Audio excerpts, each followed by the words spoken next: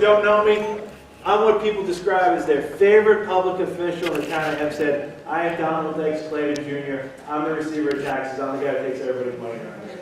So, this is our second in a series of seminars on behalf of Supervisor Tony Santino, and I want to welcome you here. We had one in Valley Stream the other night. We actually had over 100 people show up at it. Yeah, we have. We've tried to do these seminars for home buying all around the town. Because you know what, it's so maybe it's convenient for you to come here and Hempstead tonight, but you know, if you live in Helmut or Valley Stream, you can, and other communities. So we're rotating throughout the town. And the purpose is, being the receiver of taxes, you run into thousands of people all the time, and a lot of the questions I get are from people who are buying homes.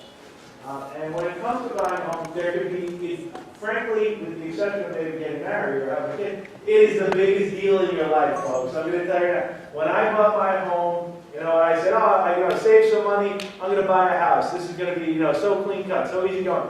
And it's just not that way. There's so much more involved in buying a house. And I'm also an attorney, and I see, and I'm not a real estate attorney, so don't think I'm making any money with it. But there's so much involved with just legal fees, bank fees, other fees, inspections. There's so much involved with the process of buying a house. You know what? We said, let's put seminars together to help people, to help them understand what it will take to get to that point, what it will take to actually, from the deposit on to, get it all done, getting the inspection done the night before, to closing, the happiest day in your life when somebody gives you that welcome mat and you put it on your front lawn, up until the point where you come back to visit me, because I'm the guy who's going to take your money in the end. And at the end of the seminar tonight, I'm going to talk to you about a couple things I want you to remember when it comes to my office, when you're doing, after you do your closing and you move into your house.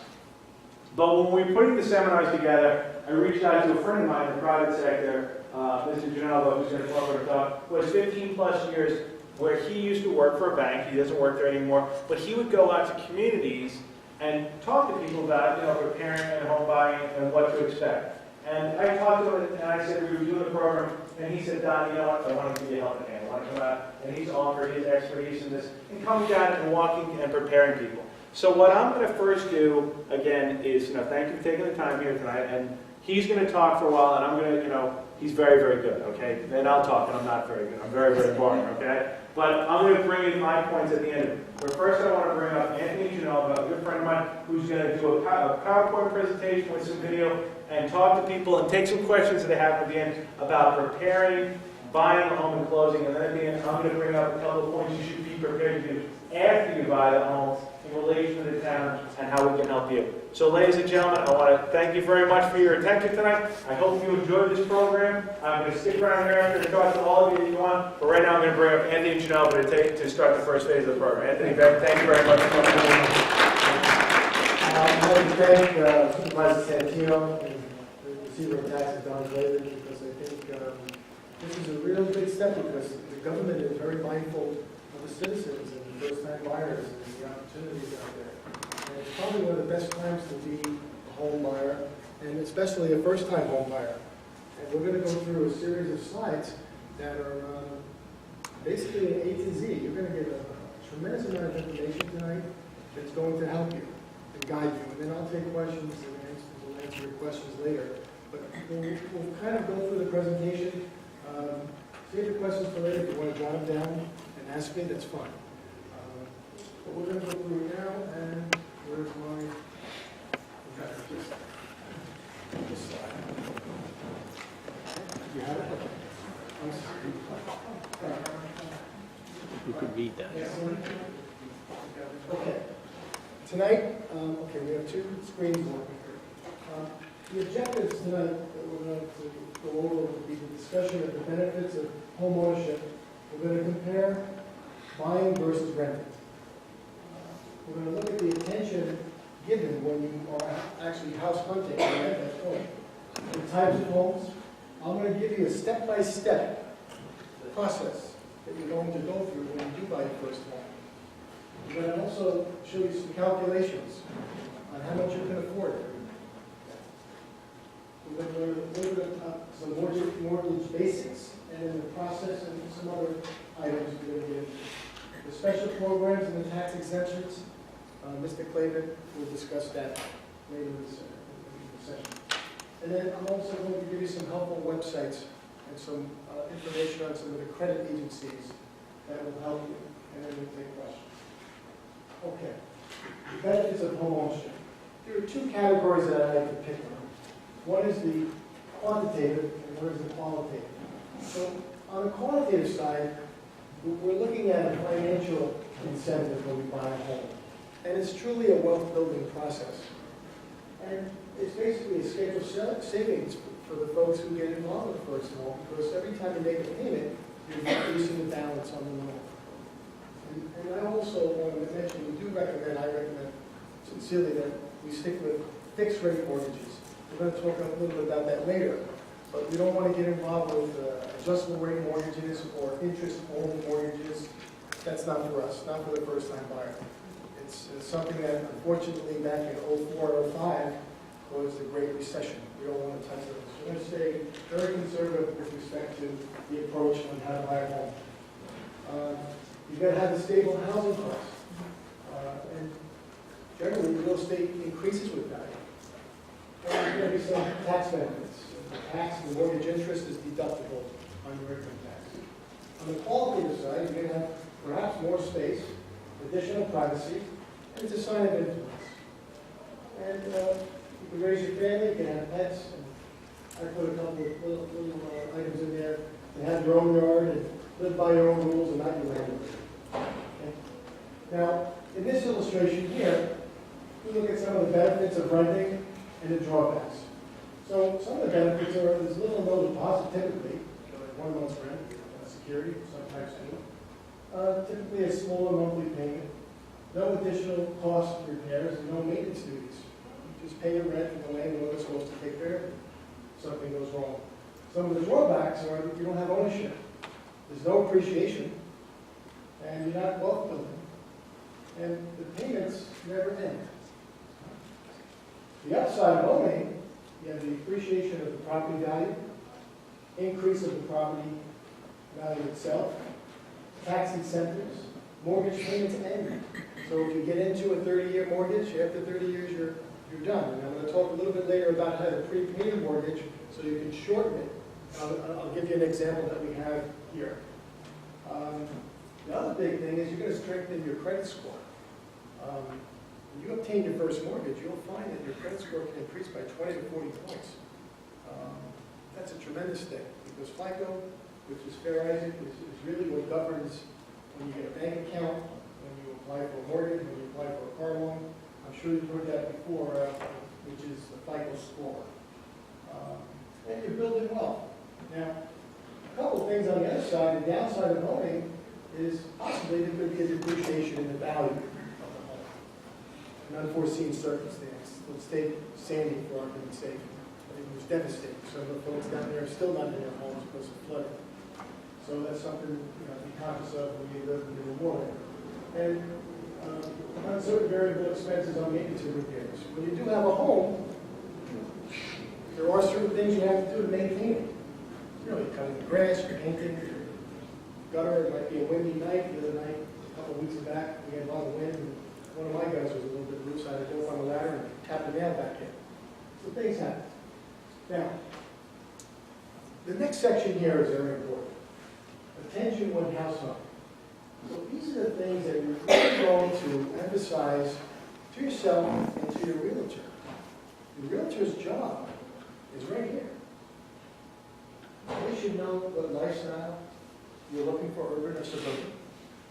The community services, the religious, recreational needs that you have, the neighborhood, the school district, the proximity to work, right? Shopping, family and friends. So if you want to really get this down, your personal taste and preferences. Property condition. I look at 4 when you look at a home.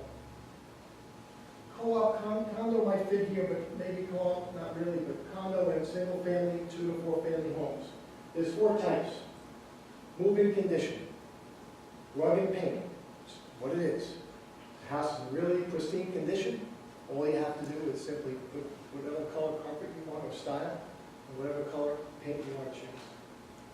And then light rehab and heavy rehab. The light rehab is when a home, maybe the kitchen cabinets need a refacing, and one of the bathrooms is a 2-bedroom home, 3-bedroom home with 2 baths, and 1 bath, for whatever reason, needs to be gutted and repaired. That's $50,000 or less. You're updating your kitchen a little bit, and now you're doing 1 bathroom. You get involved with a heavy rehab house, now you're getting into over $100,000, okay? Maybe $150,000. That means you're moving walls, you're doing all these different things. So there are banks that will do, it gets a little complicated, but there are some banks that will actually do a renovation loan when you purchase it. And it's a little complicated, and I'm going to refer you to your mortgage lending officer, and I'll teach you how to build your team. There are some banks that will do that type of loan, where if you went into a home that needed some renovation, you would get a contractor that's approved by that particular bank, and then what happens is they say, okay, well, if we repair this home or extend this home, this, say $50,000, the value will go up $85,000 or $95,000. So they'll predict what the value will be, and you'd be able to obtain the mortgage up front, close on the house, and then get the work done later by the contractor who's approved by that bank, who's going to do the job. So you just can't take the money goes to the contractor. Types of homes. Here in Long Island, we have single-family homes that range from a ranch, a high ranch, split level. In the South Shore, you see some cottages, Cape Cod home with the little dog houses you see in the front. 11 homes, there's slab foundation over in Levittown, Colonial.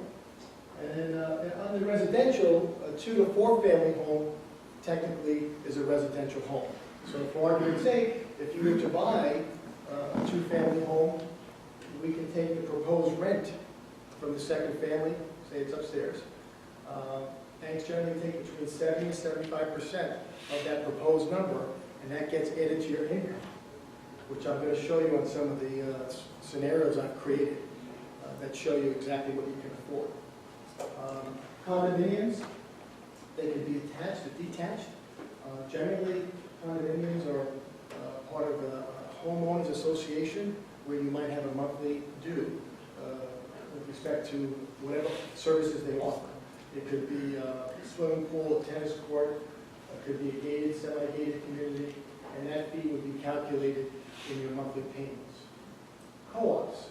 A cooperative is a building where, let's say you bought 1 H in the building. You own shares based on the square footage of that apartment that you are going to buy. Now, co-ops, I like them. I did a lot of loans when I was in banking on co-ops. They're a great entry-level way of becoming a homeowner because for the single person sometimes, or even 2 people, when they first get involved with the co-op, I've seen it where they've stayed 2 to 4 years, built some equity, prepaid their mortgage a little bit, and then moved on, expand the family, and end up buying a larger home. And sometimes, in some cases, depending upon the co-op, they ended up renting what they bought, if it's permissible in that particular building, and then they built their real estate portfolio. In other cases, they would take the equity from that co-op and put it down on a new home, which is a little tricky transaction, but it's done. It's commonly done. Okay, now, this is basically right now what I consider the step-by-step process in buying your first home. Number 1, you have to be organized, and you have to seriously look at your financial situation. It's very critical. You need to really analyze all your assets, CDs, money market, savings, checking, 401k at work, pension plan if you have it at work, okay? All those items are your assets. And then you have to look at your liabilities. Liabilities can be your credit cards, student loans, and one of the things, if you co-sign for someone, it's going to pop up on your liabilities. It's going to count against you. So you have to be cautious when you co-sign. Right? When you co-sign, you're assuming that debt of the other person. In the event they don't pay and have an unforeseen circumstance, then you're going to inherit that debt. It's going to come up on your credit report. The next thing is important because some lending organizations and some lending officers sometimes will generally get you pre-qualified. Okay? Well, pre-qualification is a simple letter on the bank or the lending institution's letterhead that says you're pre-qualified for a certain thing. A pre-approval, that's a credit and income pre-approval, that means that you gave that person a mortgage lending consultant your 2 years W-2s if you work for someone, or your 2 years federal tax return if you're self-employed, and your business returns, and your recent pay stubs, and your asset statements, all pages. So when that's done, you have a full credit and income pre-approval. What does that mean? When you go to your realtor and you're shopping for a home, you have an opportunity to say, okay, you tell your lending consultant, look, I'm looking at a house on 1 Smith Street, and they want $425,000 for the home. Okay, fine. When I was a lending consultant, I would make it address specific. So I would take the time to make sure that your pre-approval, credit and income, had the specific address in there. Sometimes banks don't allow it to populate. I would add a cover letter to say that you're pre-approved, credit and income pre-approved, with this amount attached herein, please find the pre-approval. Now, that gives you a lot of power when you're shopping too. And the realtor should then, at that point, point you in the right direction based on the previous slides where you're looking at certain homes that you want to buy, and you're looking for closet space, and you want to make sure you have a garage, a single, minimum, a 2-car garage at most. So these are all the things that kind of get included in the transaction, but that pre-approval, that's credit and income, that means you're ready. I cannot begin to tell you how many people I know who came to me and were so upset with other banks because they said they were pre-qualified. And basically, they thought they were pre-approved. Now, what's a pre-qualification? It's a brief conversation about your assets and your income. No more than that. Anyone tells you different, it's not true. That's all it is. It's an informal conversation. A credit and income pre-approval is a formal conversation about your income, and they run your credit. So that's what you want. That's like live ammunition. Now, the next piece is I want you to build your team of experts. And what do they consist of? Well, after you're organized and you know your assets and liabilities and everything's kind of in one place, one other point, if you have a checking account at one particular bank and you kind of don't want to move things around if you're going to be in the shopping mall, prior to getting your pre-approval conducted, line up everything 30, 60, 90 days before. So this way you're organized. You don't want to close an account and open it because it's going to raise a red flag. Because they're going to ask for 2 months back bank statements. Right? All the pages. Where the money comes in, comes out. You get a gift from a relative, they want to know where it came from, how it got into the account, when it got there. You have copies of it to and from. So that's very important. The next is your attorney. The attorney is very important. You want to find one who's basically doing law in real estate. If my hand hurts, I'm not going to go to a foot doctor. Right? So you want to get an attorney who does real estate, and it's very important to have a very good relationship with that attorney. What I mean by that is if you call the attorney, he or she should be able to call you back within a 24-hour or less period of time. All right? Any more than that, you're going to be very frustrated, and you're going to start getting gray hair like me. But that happens. You get into an attorney's office, and they're very busy, and they turn you over to a paralegal, but you want to talk to the attorney, you have a question. You have the right to ask that question, so make sure you get the right attorney. If the attorney's going to handle title insurance, he's going to review he or she's going to review the survey. There's a lot of other moving parts. We'll touch on it again, but there's a thing I call 4 squares. And whatever's on that sales contract, we're going to talk about it. That's what you're going to get. All right? We'll touch on it a little bit more. But let's continue about the team. The next is a home inspector. The home inspector is a critical person too, because this person is the person that you're going to rely on to see that home. Now, when I bought my first home, my wife and I went in, and we brought her uncle, okay, Uncle Ali. All right, Uncle Ali came. He was a carpenter, but he was another set of eyes. So you always want someone to join you because they may see something you don't see. It could be a gutter. It could be 3 layers of shingles on the roof, which is not good because then that's a potential leak. And the last few winters we've had a lot of ice.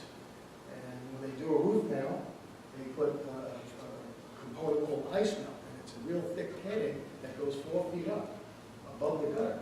Because when it got really cold 2 months ago, a lot of houses looked like igloos.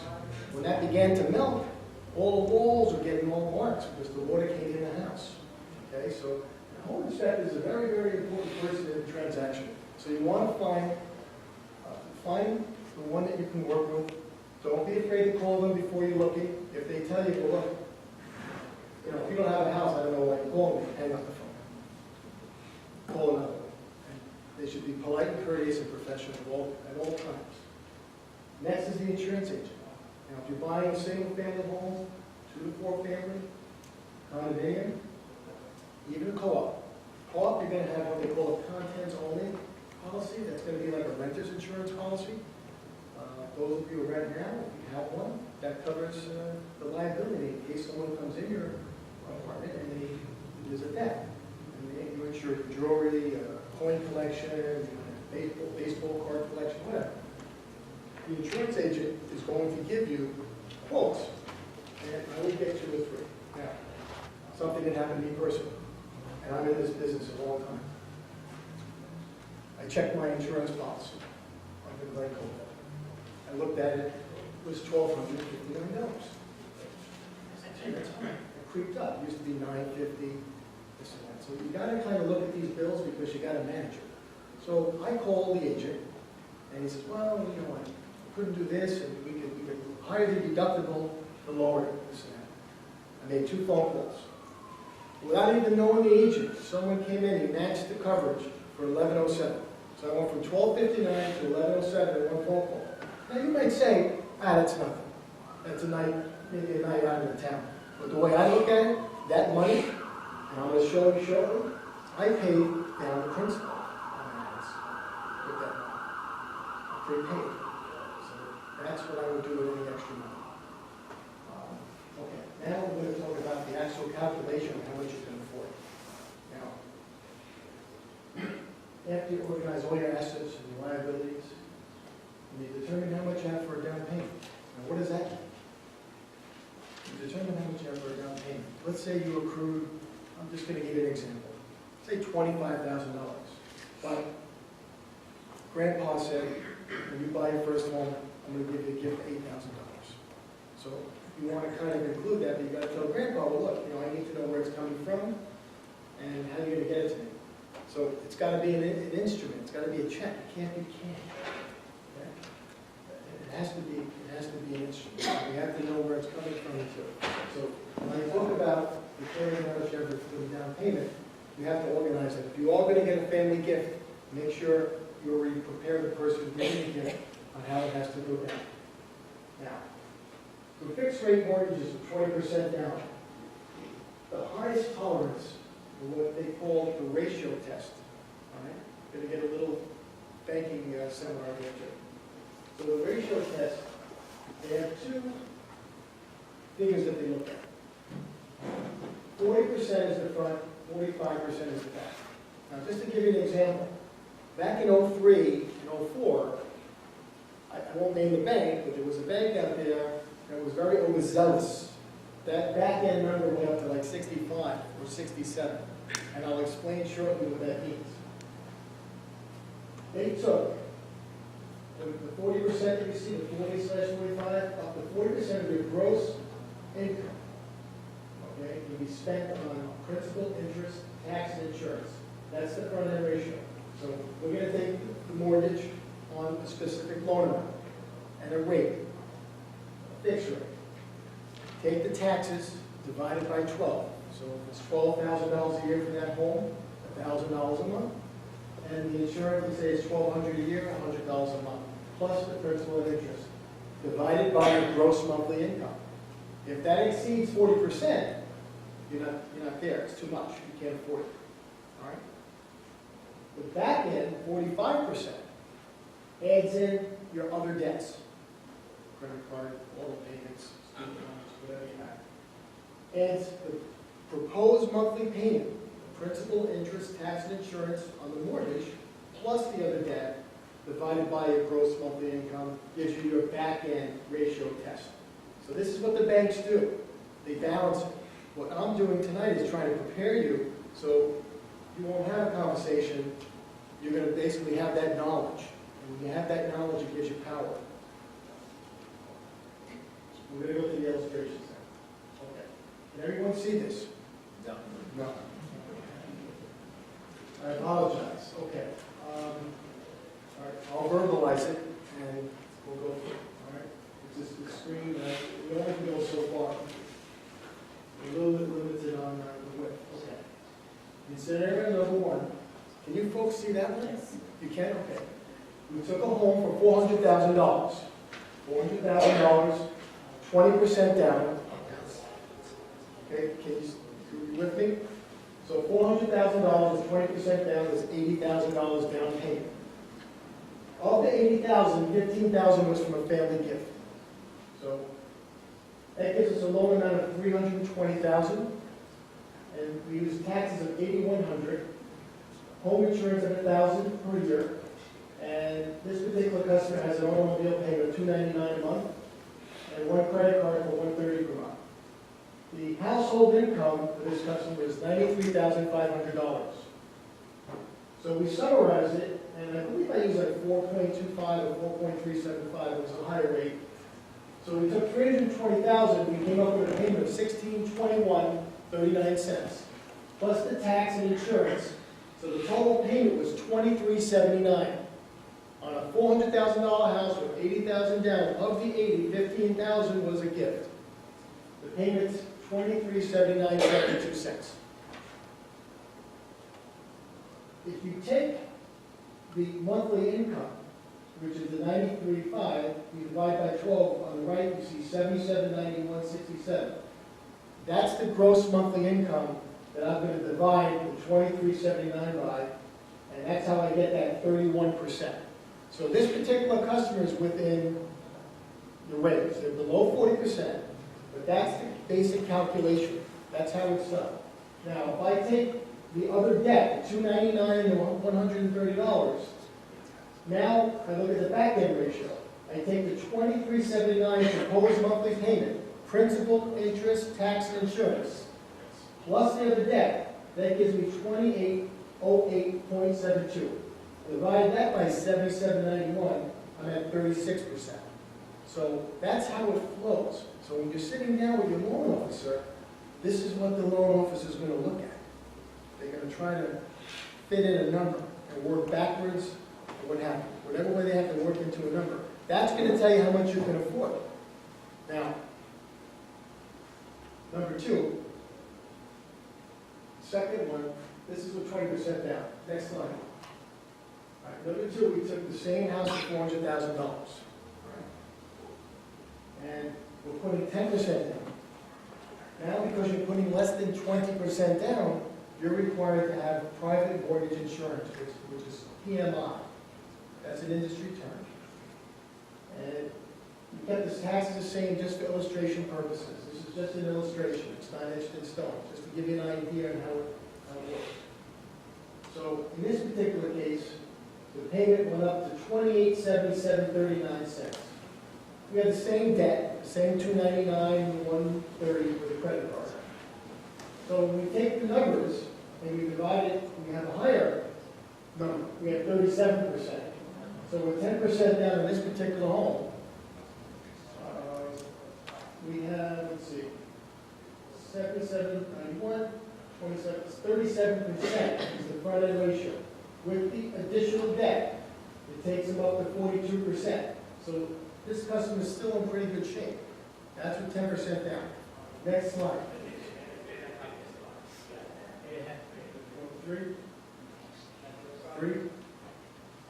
Okay. Now, most commonly, when the first-time buyer looks at the numbers, this is the most common transaction. It's called an FHA loan. Minimum requirement is 3.5% down. There's some fees, but it enables you to get in the game. All right. Now, if you follow me on this, we took the same home, $400,000. With 3.5% down, it's $14,000. And with FHA, there's a fee, 1.75 of the loan amount. So you have two options with this. In this case, it's $67.55. In this case, we added it to the loan amount. In other cases, you can pay it up front. In many cases, it gets added into the loan amount because you're a little bit strapped for money, and these FHA loans are a little tricky because it's all tied to the FICO score. So if the FICO score is 640, now you might not be able to put the 67.55. You may need that for reserves because the bank's going to say you need 6 months reserves. But if you score 720, you might only need 3 months reserves. So then you can say, well, gee, I'll put half the fee down because the more you put down, the less your payment's going to be. All right? So in this case, the payment comes up to $3,014.62. We're financing $392,755, and the principal and interest would stay the same, 3.5% down, and your principal and interest is $19,903. That's going to stay the same. Taxes, insurance, and PMI 266.26. So there's two things on an FHA loan. One is the upfront fee. That's 1.75% of the loan amount, which you can either finance or pay it upfront. And you're going to pay this PMI month. Now, unfortunately, because of some of the events that occurred in our Great Recession, 04 and 05, were really hard. We no longer have the ability when we have an FHA loan. If you went to get an inheritance or you were paying down your mortgage and you came into a second job, you got a big raise, and you pay this thing down, you're able to get to a 20% equity position. So you put 3.5% down. But for whatever reason, within 3 years, you got it to 20%. Plus the house went up a little bit in value. You put siding up, you did a few things. Now you have to refinance this entire loan. It used to be where you could pay an appraisal fee, it would appraise 3 years from the day you bought it, and the PMI would go away. Now, that's the negative side. The positive side is check with your CPA or your accountant. I believe the threshold is 110,000 gross monthly income, gross yearly income, and then the PMI becomes deductible. A portion of it is deductible. Also, the fee you pay up $67.55, I believe, is also deductible. So if you took a 30-year loan, you could take 1/30 of the $67.55 as a deduction for 30 years. Check with your CPA. I'm not an accountant. I am an investor. I am a homeowner, but I've been through this. But you may be able to deduct it. Depends on your personal circumstances. But it's very important. At the end of every year or during the year, whenever if you donate clothing to someone, just a little tidbit I'll throw out there. I kind of put them out every once in a while. If you donate clothing, if you have a charitable donation, I keep a file that says 2016. I throw it in the folder. If I closed on a house in 2016, the closing package, I put it in the 2016 file. When I do my taxes, there you go, Mr. Accountant. Go through it. Because there's going to be certain things that you may have forgotten. And accounting, depending upon when you get there, if it's in the busy season, they may forget to ask, did you bring everything with you? There's a line of people waiting to do their taxes, so keep in mind. Okay? So in this scenario here, we saw the FHA. Now, one thing I do want to point out, and I apologize, I didn't have scenario 4. I will to the next seminar. I'm going to take an FHA loan, and I'm going to take a 2-family house that has $2,000 a month income. We can take 75% of that number and add it to the 7791. And I'm going to run some numbers. If you want to email me, I can send you some of this information. Yeah, you'll see my email. But that's how it goes. That's basically the 3 scenarios that I wanted to show you. Now, this is what I consider my professional opinion, the step-by-step buying process flow. You obtain a full credit and income pre-approval. You find a home that meets your needs with your realtor.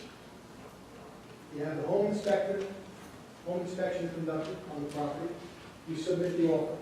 Now, just want to touch on this.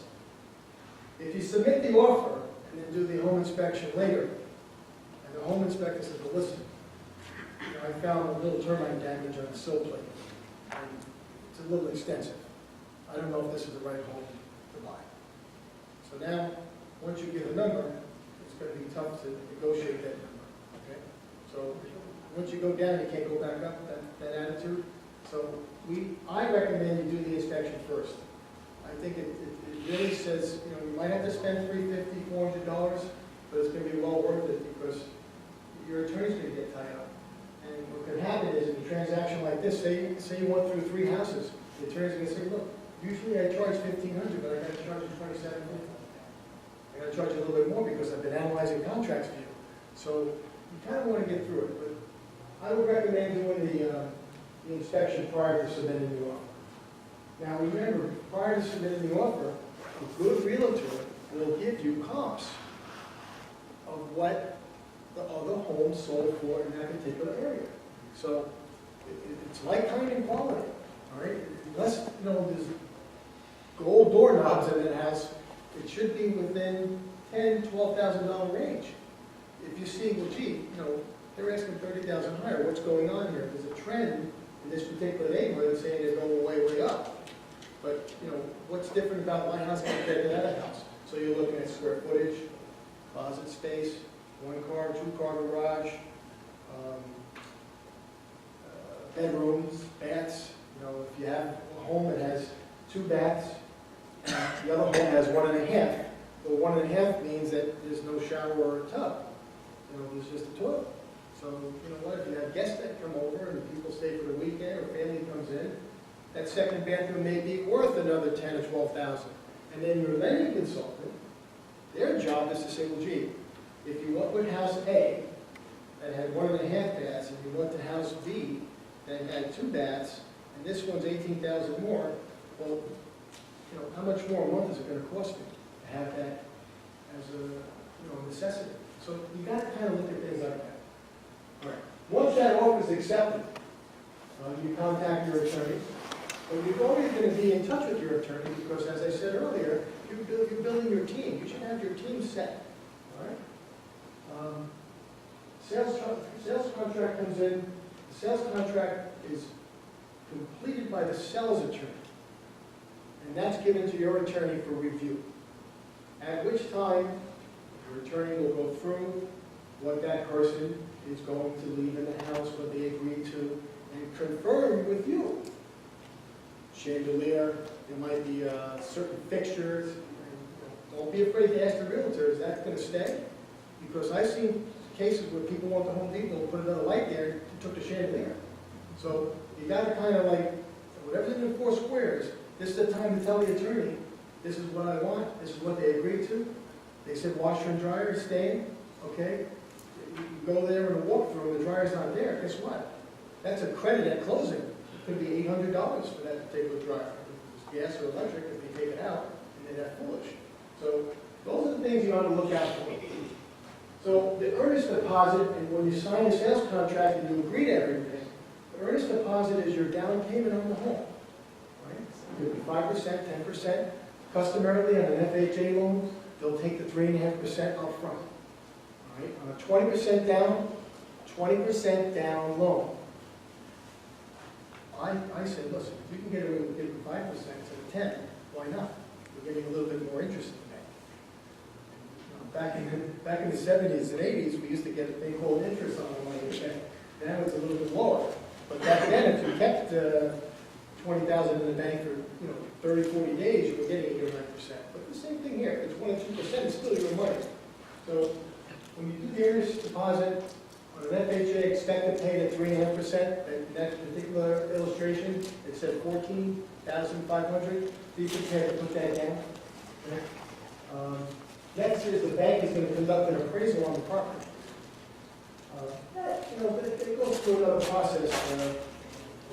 That can take anywhere. It can take probably a day to maybe 2 or 3 hours to do an appraisal, but it might take 3 to 5 days for it to populate electronically in that particular bank that you're doing business with. A little time consuming, but be patient. Then what happens is the mortgage consultant is going to submit any additional documents from the underwriter. Now the underwriter is an industry term. The underwriter is the person someplace, somewhere, who's looking at your W-2s, looking at your driver's license, looking at your bank statements, verifying that it's you, okay, and that it's accurate. So The next one, when that's all done, is another industry term. The mortgage then gets the final clear to close. That means you're cleared to close and you're ready for takeoff. So right after that clear to close comes, your loan officer will call you, and your attorney's going to say, look, we're clear to close, and they're going to give you an honor about payment. At that point, you're going to call your insurance agent that you have on your team that's going to give you the insurance policy for the home. And you're going to have to prepay 1 year up front. So if it's $1180, you're going to come up with $1,180, and that's something that you have to be conscious of too when you're buying, because that's money that you have to accrue up front. So your down payment, your closing costs, we're going to talk about a little bit, and the insurance policy. Now, before you go to the closing, you're going to conduct a walkthrough of the property. All right? You walk through, they agree on the contract to have the garage swept clean and all the furniture out, and one carpet would stand, and everything else in the kitchen stand, the dishwasher. You're going to walk through and basically make sure everything's there that they said was going to stay. And then you're going to tell your attorney, and then you're going to proceed to closing, and then you're going to go, and they're going to tell you exactly what you have to bring. And it's not like years ago where you had to write all these different checks and bring bank checks. You probably have to bring maybe 2 or 3 checks, and the attorney will tell you what to do, just for any adjustments. What that means is, sometimes at the closing, like, let's say the person has oil heat, and they have to get a reading on the oil. So in other words, I'm buying a house from you, and you said, Mr. Genova, we filled the tank. Okay, so okay, well, we're going to have the company go measure it, and they're going to say, okay, look, there's 200 gallons in there at $4 a gallon. That's an adjustment I have to give you at the closing. Those little adjustments are done differently than they were years ago. But that's what I mean by an adjustment. Sometimes we'll call, we have National Grid here and PSE&G. So the electric's easy, but the gas, sometimes people prepaid on the budget. So sometimes there's an adjustment the other way. So, because you could be on a budget on your gas bill and yet be behind, because it catches up when they recycle it. So they make those types of adjustments. That's what I mean. And you go to the closing table, your other folks are there, and you're there, you sign all these documents, and congratulations, you own the home. That's the process. Very simple. Some people, the only thing that people may disagree with me who are in the business, they may say, well, look, I'd rather submit the offer first and then do the inspection later. But I've been down Yellow Brick Road before. I've seen, the lion, the tin man, the scarecrow. I'm not going down Yellow Brick Road. You get the inspection done. That's my professional opinion. If anybody has an issue with that, that's fine. But I think it's well worth the money, especially when you searched and you built your team and you have the right person who's your home inspection person. That's important. Because once that person's in place, they're working with you. You're communicating. And you know what? In everything we do today, especially with the internet, there's a lot of information out there. You have to have eyes on everything. And that home inspector, I really put a lot of emphasis on the home inspector, because any little thing that they miss, if the ball goes out into the outfield, like in a baseball game, the outfield is going to pick up the ball and throw it into the infield. For those of you who know a little bit about baseball, we don't want any balls going to the outfield when we buy our first home. We want to keep the balls in the infield. Okay, now I'm going to touch on some mortgage basics, just some terminology. So when you sign the mortgage, there's 2 pieces. One's a promissory note that you guarantee that you're going to pay the bank back. And then there's another note called the security instrument that says if you don't pay back the note, the bank has an interest in the property and they can foreclose on you. All right? Your payment consists of principal and interest. Principal is a portion of the amount borrowed. Interest is charged by the lender based on lender rate. I recommend a fixed rate. We'll talk about some of the other products in the upcoming slides. And your property taxes, your homeowner's insurance. And I put PMI in at the end, flood. So if you are in the flood zone, that's going to be factored into the payment. So that might be scenario number 5, whether you're a flood insurance home or on the South Shore. But I figure we're not, last two towns, we were above the flood count, so we stayed with it. Like I said before, the more you put down, the less your mortgage payment's going to be. And your home service collateral from the loan, the mortgage is paid off. Interest rate, we recommend fixed. And a point, another industry term. If someone says, the lending officer said, well, look, you have a 645 FICO score, to get you to 4%, it's going to cost you 1 point.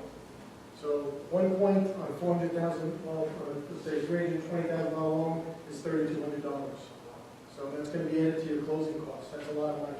But if it's 4% versus 4.5 or 4.75, you have to run the numbers. Your lending consultant's job, that's their job to make sure they show you the comparison. With and without. With and without. Next one. It's not working. It needs a break. Oh, there it is. All right, so when you're signing all the documents, you're going to see a document in there for the mortgage, and it's going to have the abbreviation APR, annual percentage rate. And it's going to have a mortgage rate. So you can have a 4% loan with an APR of 4.375. And the difference basically is the closing costs. There's a fee, all the fees that they charge, that's how they disclose it. Like when you buy a car loan, it's like a simple interest loan. They have it's the same thing you see on your car loan across the board, APR, amount of finance, you'll see that on this document. Now you have an option too, when you do get involved with your loan officer, you can lock your rate or you can float the rate. When you lock the rate, if the rate's 4% today, and you're comfortable with that, you lock it. All right? And it's based on, it hinges off the on or about date, which is going to be on the sales contract. So, in New York State, there's a 30-day pushback. If your on or about date is, let's say, where are you? So your on or about date is June 1st, okay? Your attorney's going to advise you that they could push the contract back to July 1st in case their home is not ready where they're going. Or let's just say the dog had a baby. I don't know. Could be any reason. Could be numerous reasons. You have to be aware of that going in. Now some folks want to be conservative. You can do a 90-day lock. Customarily, they do a 60-day rate lock. You can do a 90-day rate lock, but there's a premium that you have to pay for that. It's a little tricky because now you have to say, gee, I don't read the Wall Street Journal every day. I'm not paying attention to the stock market. But everything that's hinged off the rate is off the 10-year Treasury bill, 10-year T-bill, and the yield. And that dictates the 30-year fixed rate policy. A little complicated, but your loan officer will get into that with you. I'm not a big gambler when it comes to rate. If I know it's in front of me and I can get it, I take it. My son just bought a home and he paid 3.875, and the loan officer told him, well, maybe we can get 3.75. I told my oldest son, I said, Anthony, you got 3.875? When you get off, you go to work and you're out to lunch, you can say the word 3.875, take it. Right? It goes 4 is nice, but 3.8 sounds better. And I, as a loan officer, I would never tell someone what I think the market can do up or down. No one knows. So that's really your decision. You compare. I would tell the loan officer, this is what I used to do. Well, this is at 3.875, this is the payment. This is at 4%. This is at 3.75. So right now you're in the middle. So you want to wait a little bit, see if it goes down, but you have the risk of it going up. So if you're in the middle, what can I tell you? Now the next piece here, the adjustable rate mortgages, this is important. Very important. All the other information is, you have to be aware of these ones. 3/1, 5/1, 7/1, there's even a 10/1, there's a 15/1. When I was at TD Bank, I had 15/1. And then IO, that's an I. IO stands for interest only. Okay? You can get a 3-year one, which is fixed for 3 years, principal and interest payment. But the 4th year, day 1, the rate will change. And there's an adjustment. And then it adjusts every year thereafter on the birth date of that loan. So that type of loan, it's too short. The rate's going to be lower. It's going to be a teaser, but 3 years, it's 1,000 days. It goes by quick. 3 years goes by pretty quick. And your financial circumstances may change. Your circumstances overall can change. And maybe you can't obtain another mortgage to refinance out of this, and you're going to be stuck with this thing. Then there's a 5-1 and a 7-1. Now, the folks that get this product, 5 and 7-1, they travel often. They work for Johnson & Johnson, IBM, and they relocate all over the country. I used to handle folks from American Airlines. And he remembers, my son Michael, on a Sunday morning, I had to drive to Newark Airport to meet the pilot and take the loan application because he's relocated to New Jersey. And he said, look, I don't know how long I'm going to be here. So I would put those folks into an adjustable rate mortgage. But again, that captain could be in Seattle 3 years from now. Contractually, they sign contracts. Similar to like a stewardess. Very unique business. God bless them. The interest only, it's not interest only forever. So if you do a 3-1 interest only, it's going to have an expiration date on the interest only piece. Sometimes it's 3, sometimes it's 10 years. Depends on the loan. Now, a lot of loans that are interest only, I can't mention that particular bank, they're no longer in business. They were predatory loans. They had triggers in them.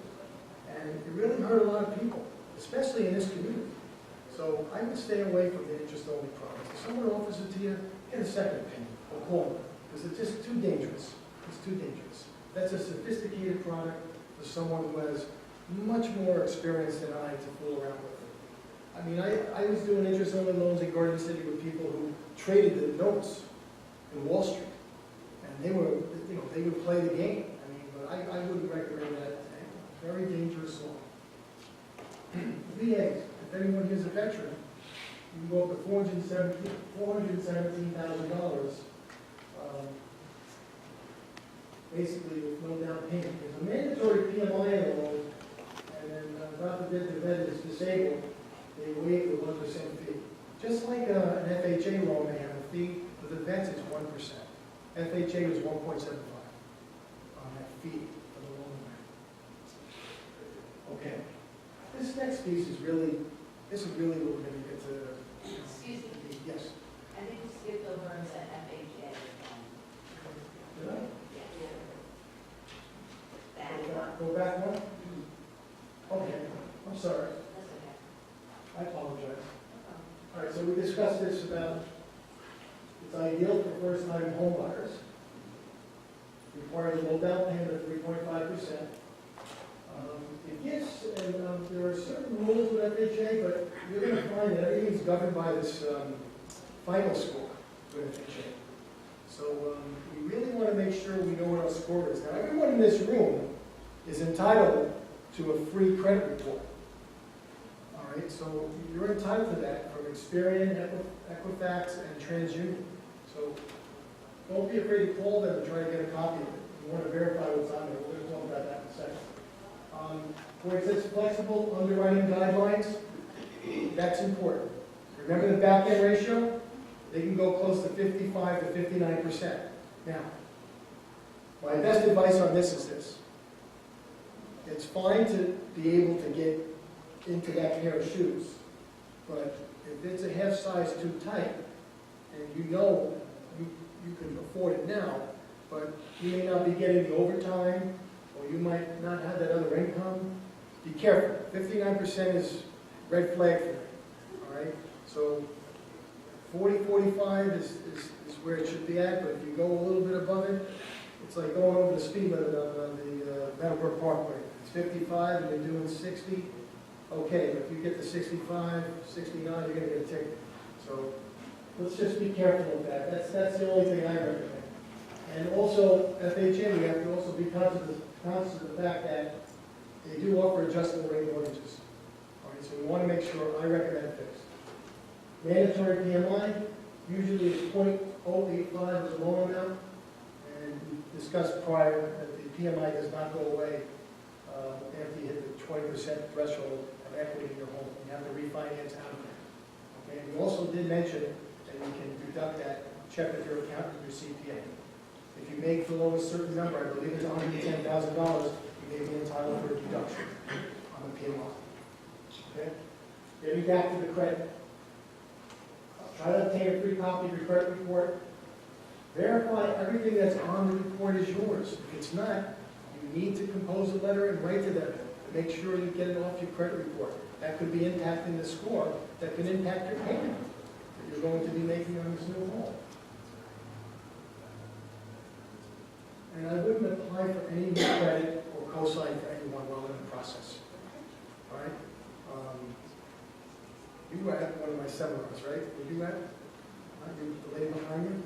Were you? No? Oh, you look familiar. A woman, one of my clients, co-signed for her son. And what happened was, he was getting a Cadillac Escalade. And his mom just signed it quickly. It was $1,233 a month. She couldn't buy the home. She couldn't buy the home. $1,233. The son came in, Mom, just sign this, signed it. And then, I don't know what kind of truck, 1233 is a lot of money for a vehicle. But in any event, here's a little bit of a checklist that you should prepare. We discussed this before. 30 days of pay stubs. If you get paid bi-weekly, there's 2 checks, weekly 4 checks, sometimes 5. Last 2 years W-2s. Last 2 years signed federal tax returns. Assets consisting of all pays last 2 months. Also, social security cards, they're going to ask for it, so make sure you have it prior to. Okay? Driver's license. If you're renting, you need 12 months canceled checks. They'll ask for it. Any other documentation, I mean, if there's a gift letter. If you don't have your rent checks, they'll do a VOR, verification of rent. That gets a little tricky because if you go to your landlord and you're shopping around for a home and you really didn't want him to know or her to know, you might want to get your canceled checks.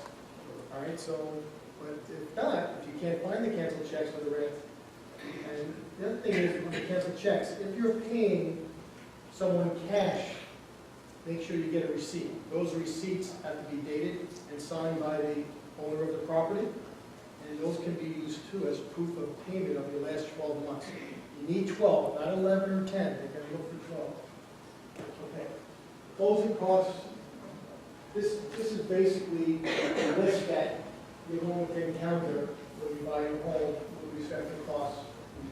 So every bank's going to have a processing fee. Points we discussed before, you may have no points on the loan, but we wanted to disclose it. There's an appraisal fee. Generally, they collect that up front.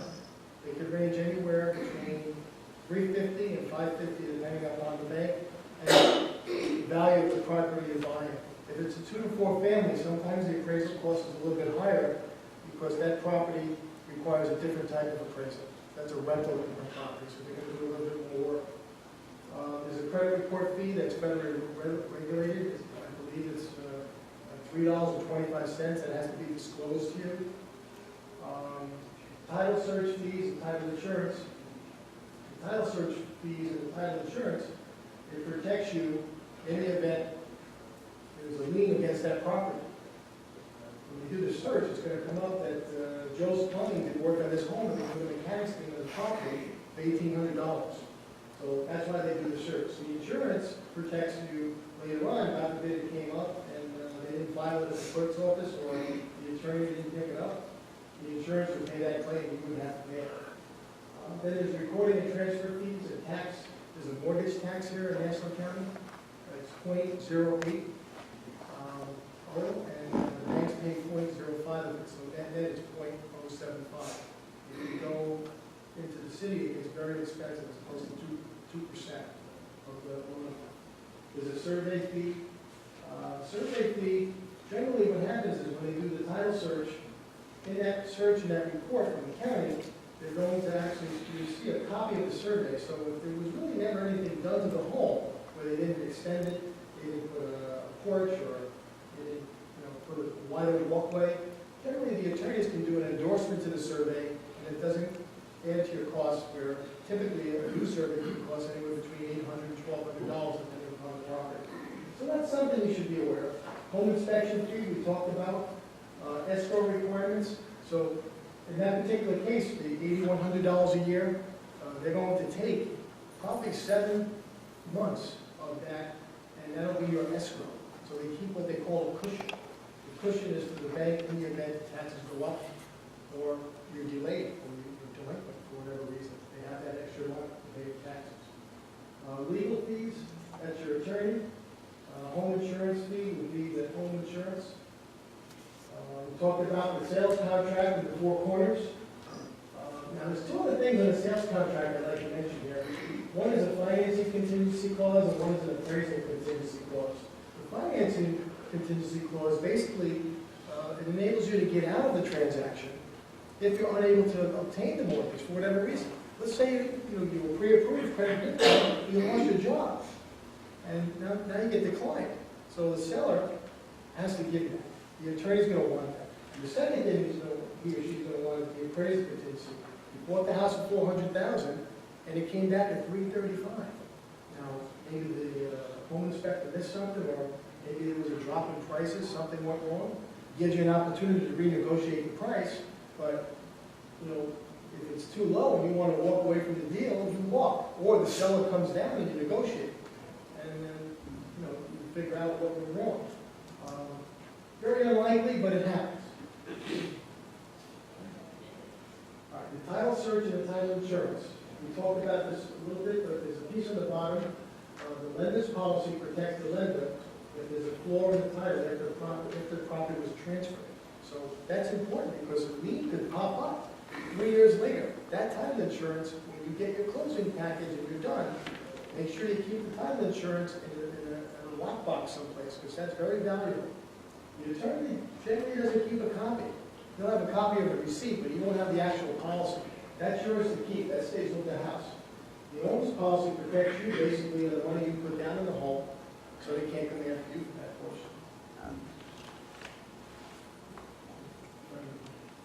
Okay. Now, the receiver of taxes, we're going to discuss something about tax exemptions and star program and what have you. So I'm going to have, want to get Don in here? And when you first purchased the home, and you went through all this, there's 2 components. Don, would you like to come up? Absolutely. All right, very good. Mr. Clavey will go over this, the star program and the tax exemption. Thank you very much, Anthony. First off, I want to thank Anthony. As you can see, look, it's a very detailed program because this is a big deal. A lot of people go into it, they think that, geez, like I said earlier, I got my deposit. Now you can see what's really involved with buying a home. Prepare yourself. Because like I said, I experienced it firsthand. I mean, when my wife and I bought our house, we thought we saved the money. Then it's the bank fees, then it's the closing costs, and everything associated. So I think you really put together a great program. Thank you very much, Anthony. And now let me tell you, this is the part of the program where you've closed on your house. You're all set, and now you're stuck with me. I'm the receiver of taxes. I'm going to take your money, right? And Anthony touched on a little bit, and it's going to do it out 1 or 2 ways when you start paying taxes. You're going to have, most banks will give you a choice nowadays that you can either pay it monthly into an escrow, or some homeowners are now actually getting the waiver to pay their taxes directly to me instead of the escrow. You can get that in some cases, because some people say the fact that, well, I don't like the idea of the bank holding on to a little extra of my money in case the taxes go up. I want to have the opportunity. And that's where we put this together, because this is where we start running into homeowners who don't understand what takes place with taxes. Look, maybe you've rented an apartment for a long time, you never paid taxes. Maybe you lived at mom and dad's house, you didn't pay taxes. Maybe you're from, you're coming out from the city, and you don't understand what it's like to pay property taxes out here. And you're going to end up getting one or 2 documents a year, and these are your tax bills. Right? You're going to get this blue bill in October, this is your first and second half school tax bill, or you're going to get this yellow bill in January. And this is your bill to the town of Hempstead, Nassau County, and if you live in a special district like a Santa Fe district or something along those lines, that's when it's due. And these are going to be due on certain dates. And, you've all been very, very patient. We put together, a little booklet here to take with you that has the important dates of when your taxes are due. all right? But the one thing I want to stress to you tonight is about exemptions. See, there's nothing worse than meeting someone who just bought their house in Nassau County and they don't know that they were entitled to find a way to lower their taxes. See, there are exemptions out there like the Basic Star program, which goes to almost anybody. You have to be a New York State resident. You can only have it in your primary residence. Or the Enhanced Star for 65 years or older, and you make less than, I think right now, $84,500 a year. You can get that exemption, you know what, the very first year if you file your application the day after you close on your house. You know how many people I meet who buy a house and then they don't know about the exemption, they find out about it a year or two later, and they end up missing a savings where, you know, you could save anywhere from $700 to $1,000 just off your school tax bill with the Basic Star program. And if you're over 65 and you're buying a house for the first time, you know, it could be multiple thousands of dollars.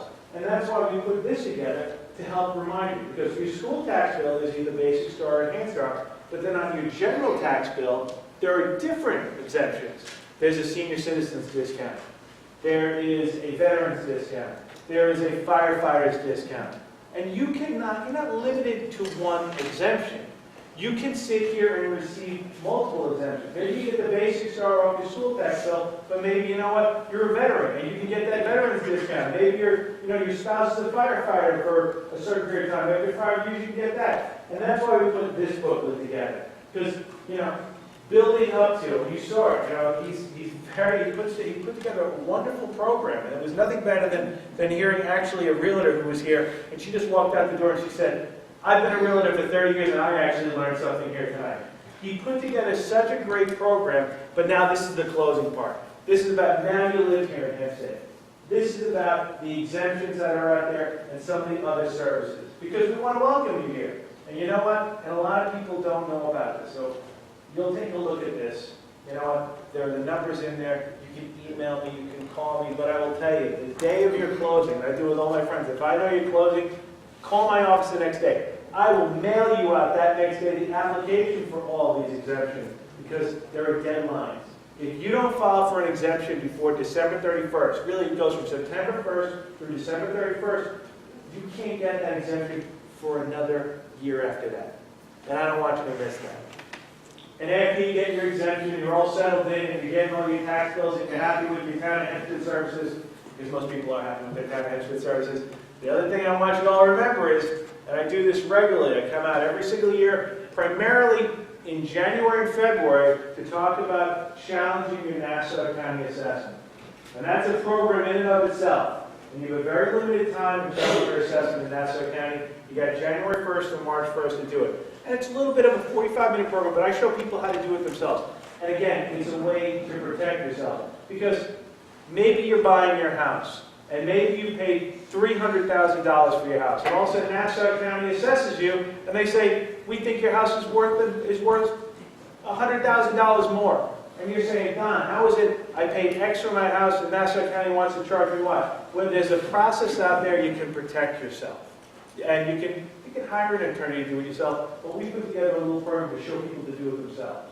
Because I'm a firm believer, if you can do it yourself, why should you pay the attorney? All right? If you want to do a closing, yes, get the attorney. That's the way. If you want to challenge your assessment, you don't need that. You come here one of our firms. So take a look at the booklet when it's done. I really think, Anthony's got a great program. You're all here. But why don't we do a little bit of a question and answer, primarily with the home ownership, because this is what it's been all about. Does anybody have any questions they'd like to ask? All right, I like you. Don't be shy. Go for it. What do you got? The mortgage that I hear about is a little bit different. It's 100% financing. I already saw a couple of houses, they wanted a down payment. And the mortgage lenders were like, no, it's 100% financing. Pre-approved it, which is great. But one of the things you said which registered with me is my sister owns a home in Union. We had damage at Sandy. So someone suggested instead of a home inspector, get an engineer to get it more thorough, because there was such types of damage with Sandy. Is that better? I mean, it's probably more money, but is that better? Well, no, that's a good point. Now, generally, the way it would, the an engineer would come in if the inspector saw some type of flaw with respect to the structure of the home. And I'll give you one in Freeport. I had a customer, the patio, you see the patio, the back of the house, the entire backyard was gone. And he had to move out of the home. And they put jacks, special jacks, he had to get an engineer for that. That's catastrophic. But if there's any structural things, one thing, the home inspector, he or she only can go so far. But if they identify some type of structural problem, then you might need an engineer. It's going to cost a lot. They're going to give you a written report. It's a 50-50 call. Depends on the circumstances of your sister's house. Was it wind damage on the roof or? Yeah, it was wind damage, rain also. Foundation damage? No, but, The water insurance? water went Okay, through the basement. I think, and okay. if you had the basement went over. Right. Oh, okay. Okay, so that's And- That's And partly, foundation- that's partly sandy and partly stupid. But, you know, we had that. But it wasn't foundation, there was no crack or anything like that. So It was seepage. Yeah, it was just seepage. But the roof, yeah, he had to get a new, she had to get a new roof. Okay, so now you're at the point where you think you may need an engineer, you think, to kind Well- of reevaluate? Well, no, for the home that I'm living. Okay. Okay. Now, let me I ask was this question. advised, Is it on the south shore, is it on the water? No. It's not. no. It's not in the flood zone? Yeah, it's over here in Westminster. Okay. And they advised because of the damage, they're saying because some people didn't handle it all correctly, the repairs. Who advised you? The seller did that? Did an outside agency, a company advise you of that? Yeah, someone that we know. Okay. Here's the answer. Was this house a flip house? Was it- No, no, People lived in the home? yes, Was it a short sale? no. Okay. And They- the lending institution is telling you to get an engineer? No, Not the lending institution, a family friend? A friend who's pretty knowledgeable. He Okay. said it is, but You the can get an owner. engineer, it's gonna cost, it's gonna be a few Yeah, dollars. what you're saying makes sense. I just wanted to get a little bit more. Why don't you start with the inspection, and see where it goes from there, because like I said, they're gonna go through your property, and if there's a red flag, they're gonna say, I noticed some damage here, perhaps you want to, and now, see what the inspection report reveals first, and see if there's a red flag from that report in and of itself, maybe before you go into that added expense. Like I said to you, if it was a short sale, or foreclosure, or something along, like I said, I always tell people, if the price is too good to be true, there might be a reason for that. And that's the reality of life. It really is with anything. That house, that car, if it's too good to be true. But maybe you want to start with the inspection and go from there. Because that, tell all, the thing is, anybody buying a short sale, if the house wasn't lived in for 6 or 7 months or longer, the heat was off, there could be infestation in the house. You have to be very careful on those homes. If that home is not, and this person's recommended an engineer, you might be overdoing it, but, you have to be, if you want to be safe, it could cost you $800, $900 for an engineer to give you a full report that you might be able to get for $350 from a home inspector, and it might detail enough information for you to make that decision. Like Mr. Clayton said, like, actually say, gee, maybe I don't need an engineer report. And then maybe your attorney can take a look at that home inspection report and get a legal set of eyes on it. But your attorney is supposed to represent you, and they're supposed to look out for you and guide you through the process. That's it. So, if your attorney's looking at it and see something, you would hope they catch that as well. But it's ultimately your decision. But I would say I can't tell you what to do. But maybe you want to start with the inspection, like I said, see if there's something that comes to light there instead of first making that full judgment. But if you want to have full peace of mind and you have the extra resources, then go right ahead and get the engineer. All right, this gentleman right there. All right, based on what you said about inspection, after the inspection, you have a few problems, termites, plumbing, electrical. How much money do you know to come off the price? Home inspection reports generally will give you some type of estimate of repair. They're only going to go so far.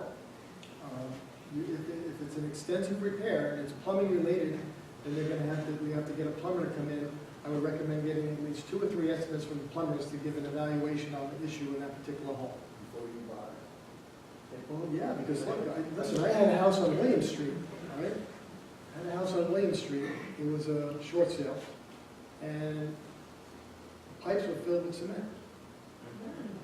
All right, now, anyone here would say, well, gee, you know, everything looked great, but, you know, they turn the heat on, and all of a sudden, bang! And the pipe blew up in the basement. And the person who, unfortunately, might have fell on bad times, put cement in all the sinks and the toilets and pipes for the heat. And you shake your head, you're like, who would do that? Right. You know, if you watch any of the shows, this is happening out there. And that's why I said you do the inspection, okay? People put cement. Well, because what happened was the person couldn't pay their mortgage, and they didn't want anybody else to Get their house. get their house, so they sabotaged it. If you've ever watched any of the show, I mean, I love Sunday mornings watching, you know, all the shows with my wife. My wife and I dream of someday, you know, having a great house. And you watch these people who buy these houses and flip them, and you would be amazed at how it's more regular than you would believe.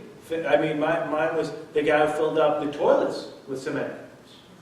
Imagine the expense now. You're looking to buy the house that your sewer lines to the main is going to have to be redone. That's why the inspection, you didn't catch that. But he's right about it. Just don't get one car. Because, you know, you want to go in with 2. Because if somebody gives you a lowball number, you go in there and all of a sudden, oh, geez, it costs so much. You always want to come in with 2 because that'll give you a better range of what it's going to cost.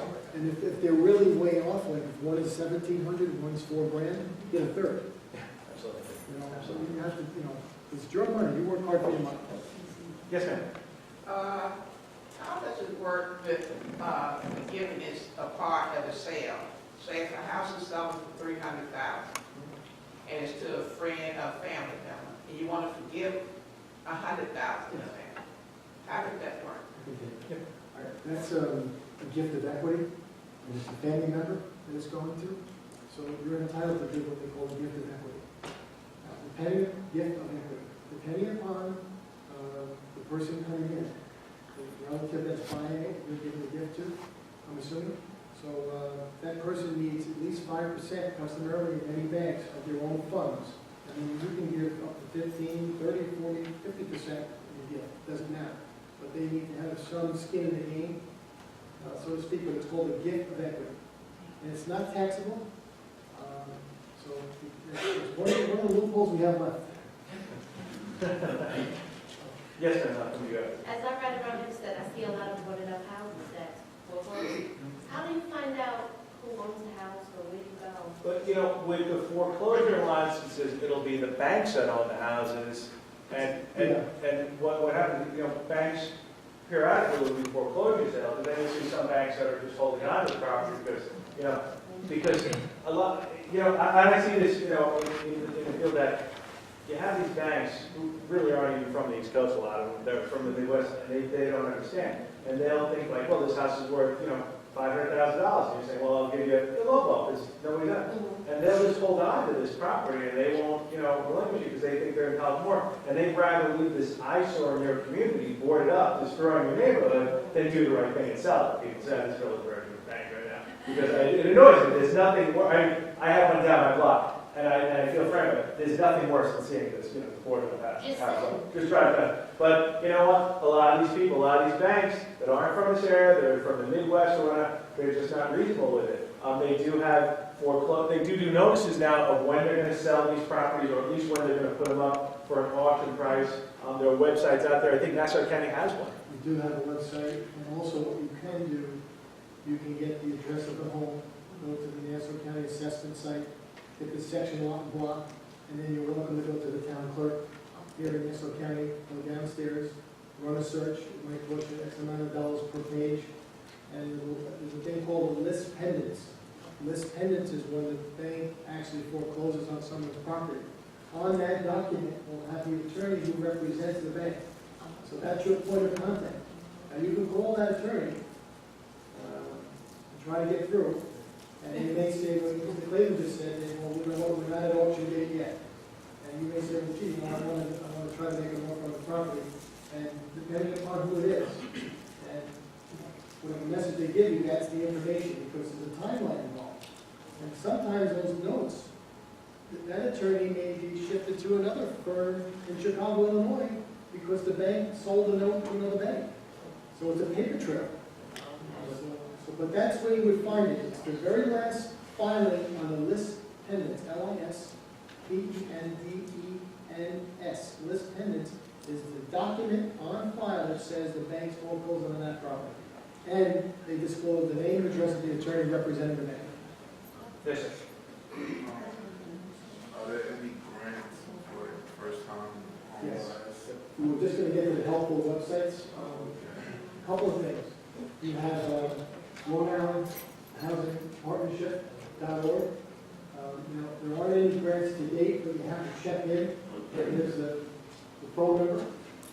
And then New York State also has New York State Home and Community Renewal and Sony May. There's a website right below it, the Community Development Corps. They also do different things, and you have to be aware, because there's always different things happening. Now, the state of New York, funds some of these things where we have the grant money available. Now, if there aren't any grants available, many of the banks do have what they call closing cost assistance. It could range from $500 to $5,000. It depends on their gross income and where you're coming from. So there are, little things here and there we can get. So that's basically the first three items up there. Any one of those numbers can help you. And call them periodically to see what's available. Right now, currently in Nassau County, we don't have anything available. But in May, in 17, they may change. Yes, sir. No, I'm going to go one or two, okay? Yes, sir. Okay, well, I was coming across, hearing about now's the time to buy, now's the time to sell. What determines that? What factors are involved with that? When it comes to buying, assuming you're a first-time home buyer, all right, and I get asked this question a lot. I say, you're ready to buy, you're ready. Meaning that your finances are in order, you're in a position to take on a responsibility, and you're making a decision to build your wealth according to what your personal goals are, short-term and long-term. Now, when to buy and sell, it depends.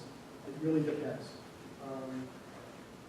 If I want to sell property now, and I need the money to help send one of my kids to law school or pay for their master's degree, and it's a situation where I need that money, and I have another place to stay, and I'm in a different place in my life, because I'm older now, I may say, gee, it may be a time to sell. So it's all personal preference, because when you buy a home, your first home is your best friend. Because what happens is, and I have the papers here, I was going to talk about this before, that one loan we did for $320,000, with $200 extra per month, I can take a 30-year into a 24-year loan. And it saves $57,400. Now, it may not sound like a big deal, but if you're 30 years old, you're buying a home right now, and you can pay this thing off by the time you're 54, now you have all the equity, there's no mortgage on that property. So what happens then? It sets you up for a second home or a senior home. It sets you up where if you want to stay there and your family's here, when you're 62, you're eligible for a reverse mortgage where you can stay in a home and just pay the tax and insurance. And it goes the other way. Now it starts to build up. That's a whole other seminar. But to answer your question, it really ties into your personal goals, short and long term. Okay? So everybody's different. I'm in a stage of my life now where I'm coming to the point where I'm sizing down, I'm looking for a small home. All my children are out of the home. So that's just how life goes. Now, they had the option of taking over the home, but it's, it's not in the cards. That's just me. He's lucky I'm on the other side. I'm with the three kids who are all sick on the floor the other day. Let me jump over to this gentleman over here. You both bought a home, Yes. and you needed some work, and what you can do by yourself. What do you go about? You bought the home already? No, like you intend to buy a house, and you go do an inspection. Like I'm into construction, so Okay. there's a lot of things I can do by myself. Sure, that's great. And You save a lot of money. right, so there's a lot of work to be done, All right, well, it gets back to what I said. There are 4 types of home: rugged and paint, move-in condition, rugged paint, light rehab, heavy rehab. So depending upon one of those four, it's a pretty broad category. So if you're buying a home that requires light rehab, and you negotiated a price that's pretty good, and you figured, gee, you know, on weekends I can fix this house up in 6 months, I can make it the Taj Mahal, but I want to pay $30,000 less, then you negotiate on the price when you buy it. Listen, he's hitting on the head with, my friend's buying a house. He's like you, he's very, very handy. You know what? He knows it's going to take $10,000 to redo his kitchen, it's going to take another $5,000 to rehab the bathroom himself. So he went back to them and he lowered it $20,000, and they came back to him at like 12 and a half, and they settled up. But you can say, you tell that to your attorney, they'll take it back and be like, look, it needs a bathroom, this and that. There's nothing wrong in negotiating. And you know what? Maybe the seller's at a point where, they've hit a line and they're not going to go there. At least, But if you somebody that's saying, I want out of the house and he's right, it does need to be redone, this and that. It's all negotiating. It's a number that you feel like, look, I know what I'm going to have to. You in particular would know what I'm going to have to spend on materials. I'll save my man hours, but take that off the price and see what they do. The worst that will happen is they'll say no. The best is you'll get somebody to come off it. And like I said, that's just negotiation. Yes, ma'am. Offer down payment assistance. Down payment assistance, those agencies can help, and also the banks, with Sony May, Sony's doing Sony May, sometimes they also have grants for down payment assistance or closing cost assistance. So it's a combination of one or the other. So it depends on where you want to use it. So you could take the closing cost assistance, let's just say ABC Bank will give you up to $5,000 in closing cost assistance. A portion of that would be applied to the down payment. For the closing costs, which money's money, so it just depends where they put it to the truck. Yes, ma'am. What's a SOMI loan? Sony May, that's a state of New York loan. I think he said it was called a SOMI program. Sony May. Yeah. Sony May, that's a state of New York underwriting program, the taxpayers' money. If you're going to do a Sony May loan, make sure the loan consultant does Sony May loans. When I was a loan consultant, I might have done maybe 3 or 4 in my career. It's a specialty niche product, and it's kind of like, be prepared, it's like going through the Panama Canal. It's going to take a while to get the boat through. You can't take a speedboat through the Panama Canal. It's a long process. The rate is pretty good, but it's just a lot of questions and answers. Make sure you're organized with your assets and liabilities.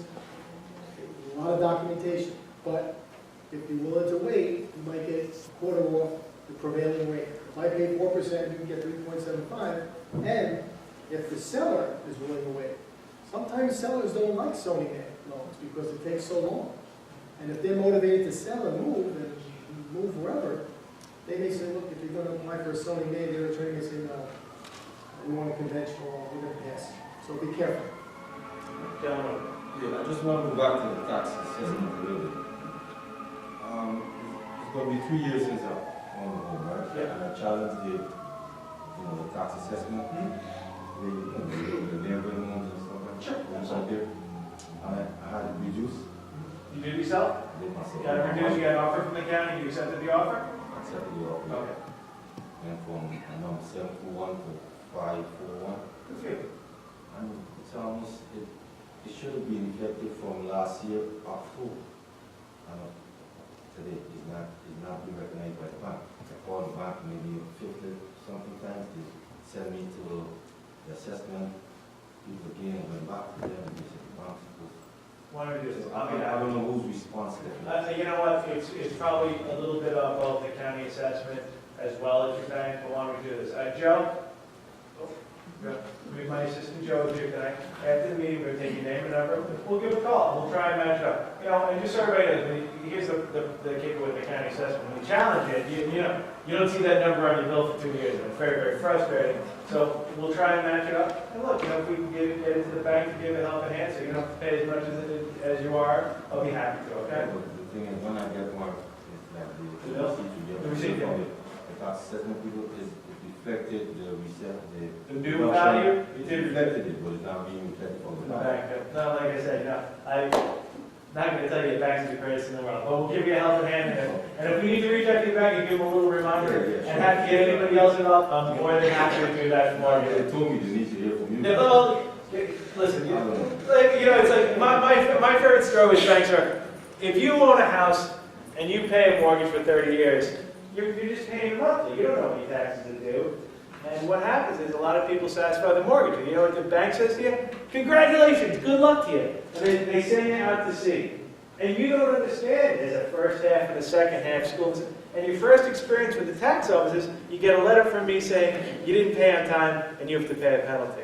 And we got that changed a couple years ago. The banks, by law, are required to let you know when you satisfy a mortgage that you got to contact your local taxing entity to let them know. Because I don't know when you're going to finish off paying your mortgage. How am I supposed to know?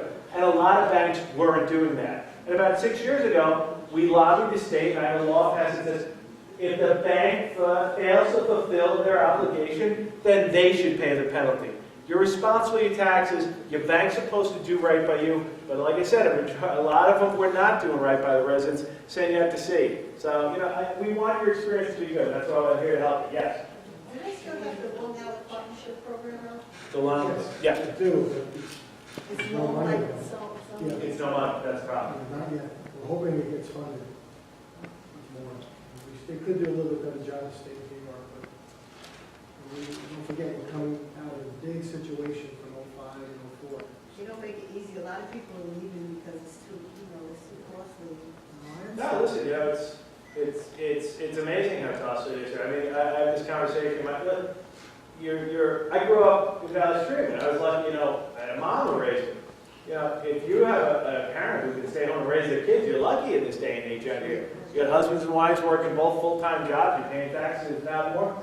It's just something that you got to get some control on it. And one of the things that we did was, a lot of people don't understand where their money goes.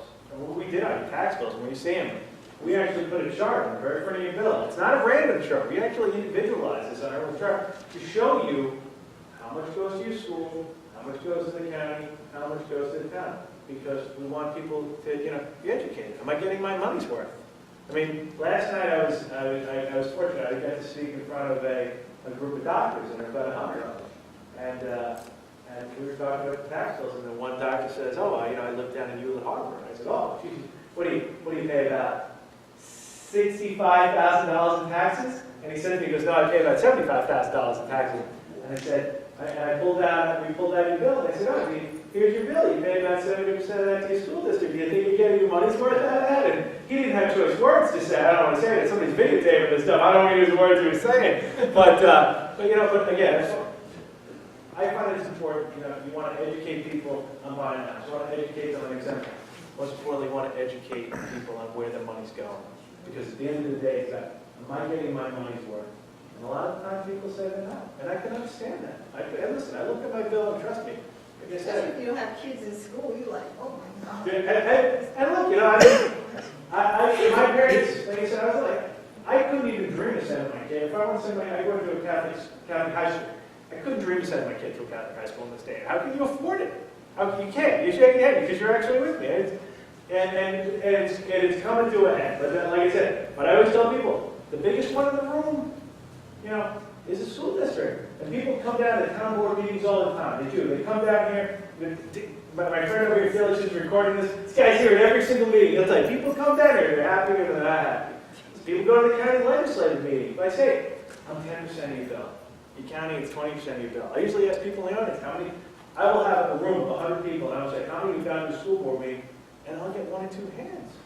And you don't count it. And I'll tell you, but I say to people, it's 70% of your bill. Your school board, they've got to listen to you. You got to make the voices heard. Because you just can't keep going the voice ago. Pull your tax bill from 10, 15 years ago. All right? I mean, look at that number's increased. And just say, where is it going to be in the next 10 years? It gets very, very scary. Listen, we're gonna stick around. We're gonna end the program now. We're gonna stick around and answer some questions. I hope it was informative. We have a couple more. So if you know any friends that are thinking about buying, you know what? If you have any follow-up, we got a couple more. Come to the other seminars. I think they're very worthwhile. I want to thank you very much, Anthony. You do a great job with these programs, and I want to thank all of you for not doing these. Today, you feel very, very welcome to my house here tonight. So thank you all. We're gonna stick around and answer questions to the front. Enjoy a safe ride home tonight. Wonderful job. You do it.